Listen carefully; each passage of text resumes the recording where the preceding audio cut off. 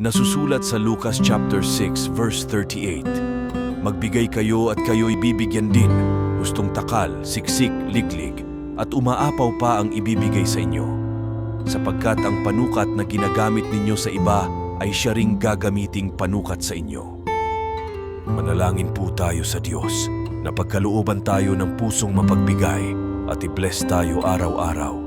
O Diyos, aming Amang nasa langit, humaharap kami sa iyo ngayon upang magpasalamat sa iyong kabutihang loob at dalangin na tulungan mo kami na maging laging mapagbigay sa aming kapwa. Itinuturing namin itong malaking biyaya mula sa iyo at kami ay nagnanais na maging mga instrumento ng pagmamahal at pagtulong sa aming mga kapwa. Ipinapanalangin namin, O Diyos, na ituro mo sa amin ang halaga ng pagmamahal sa kapwa at pag-aalay.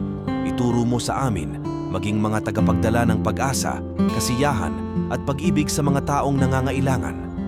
Alisin mo ang aming kasakiman, makasarili at palitan ito ng pusong dalisay at maging mapagbigay sa iba. Naway ang iyong Espiritu Santo ay patnubayan kami sa aming layunin na maging mapagbigay sa aming kapwa at naway kami ay maging mga kamay at paa ng pagmamahal mo sa mundo. Salamat po, Panginoon. Ito po ang aming panalangin sa pangalan ni Hesukristo na nagbibigay kaligtasan at pag-asa. Amen.